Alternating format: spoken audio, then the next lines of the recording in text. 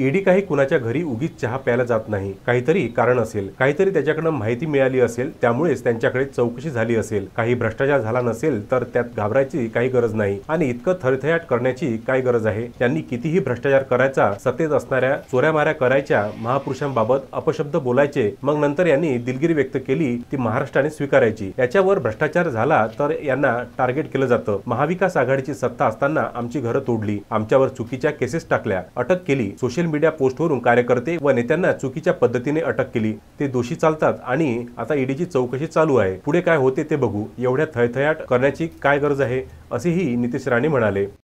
आणि काही झालं नसेल, काही केलं नसेल आणि काही भ्रष्टाचार झाला नसेल तर मग घाबरण्याची काय गरज आहे आणि एवढं थयथयाट करण्याची काय गरज आहे।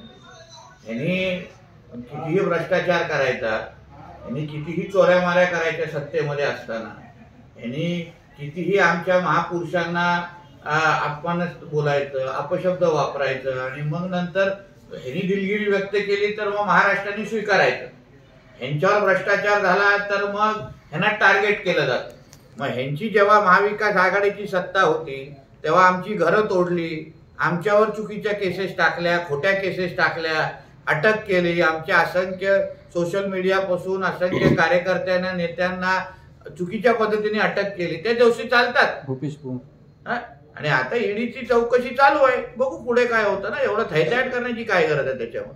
हे सरकार एका विशिष्ट समाजालाच टार्गेट करून कारवाई केली अशी प्रतिक्रिया भाषण दुसरी बघा, ईडी असो, सीबीआय असो, एनआयए असो, इन्कम टॅक्स असो, हे कुठलाही जाती धर्म बघून कधी काय कोणावर कारवाई करत नाही किंवा कोणाचा तपास करत नाही।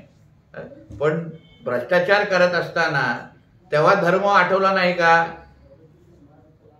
तेव्हा धर्म आठवला नाही का? तेव्हा ह्या सगळ्या गोष्टी बोलायसारखं वाटत नाही का? आणि विशिष्ट धर्म म्हणजे कुठला धर्म बोलायचा आहे तुम्हाला आणि त्या धर्माचेच लोक असं बोंबलायला तुम्हाला का लागतं ह्याबद्दल पण विचार करा ना। जेवढ्या अतिरेक्या कारवाया होतात, चुकीची कामं होतात, मटका जुगार विगार हे सगळ्या पद्धतीचे जे त्याच एका धर्मावर का नेहमी लोक बोट उचलतात? जे जे आतापर्यंत अतिरेकी भेटतात, ज्या अतिरेकी आता हल्ली पण मुंबईवर परत बॉम्ब ब्लास्ट करण्याचे जे काही सूत्रधार भेटले ते पण एका धर्माचे का भेटतात? मग चोऱ्या माऱ्या आणि अतिरेकी कारवाई करण्या अगोदर पण विचार करावा बरं।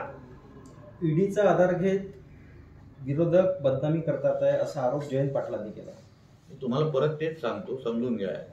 यांनी किती चोऱ्या माऱ्या करायच्या, यांनी कितीही भ्रष्टाचार करायचा, कितीही लोकांचे पैसे खायचे, कितीही गरीब लोकांचे पैसे खायचे, त्यांची घरं उद्ध्वस्त करायची, यांनी कितीही सत्तेमध्ये असताना लोकांची घरं तोडायची, लोकांवर खोट्या केल्या, तेव्हा काय नाही, तेव्हा हे लोक काय बोलणार नाही।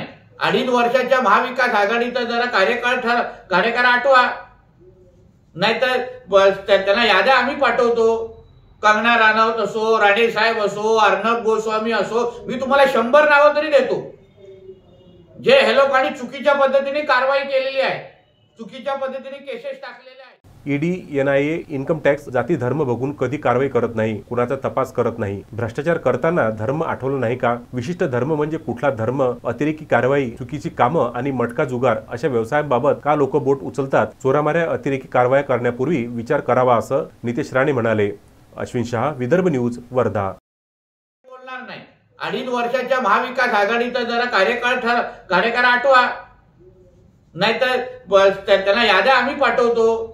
कंगना राणावत असो, राणे साहेब असो, अर्णब गोस्वामी असो, मी तुम्हाला 100 नावं तरी देतो जे हे लोकांनी चुकीच्या पद्धतीने कारवाई केलेली आहे, चुकीच्या पद्धतीने केसेस टाकलेले आहेत। मग तेव्हा ह्या सगळे वक्तव्य द्यायसारखं आठवत नाही।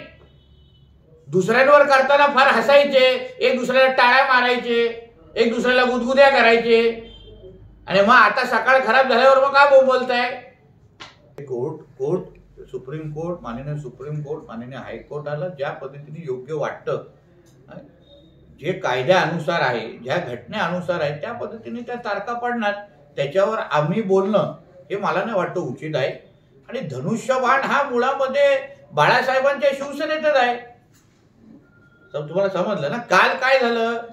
काल तो आदित्य ठाकरे जेव्हापासून हे सरकार शिंदे साहेब फडणवीस साहेबांचं सरकार आल्यानंतर बीजेपी शिवसेना सरकार पहिल्या दिवसापासून बोलतोय घटनाबाई सरकार आहे, घटनाबाई सरकार आहे. आता त्याच्या बापाचंच पद घटनाबाई काल ठरवलं की पक्षप्रमुखच घटनाबाई होता. आता तू विचार करा, सरकार घटनाबाई बोलणारे जेव्हापासून त्यांच्या हातात म्हणजे जेव्हापासून उद्धव ठाकरेंच्या हातात शिवसेना होती तेव्हापासून सगळं घटनाबाई सुरू होतं. पक्षप्रमुख पदच घटनाबाई होतं. स्वतः घटनाबाई सगळं करत असताना तुम्हाला घटनाबाई सरकार बोलण्याचा आता अधिकारच राहिलेला नाहीये. पक्षप्रमुख घटनाबाई.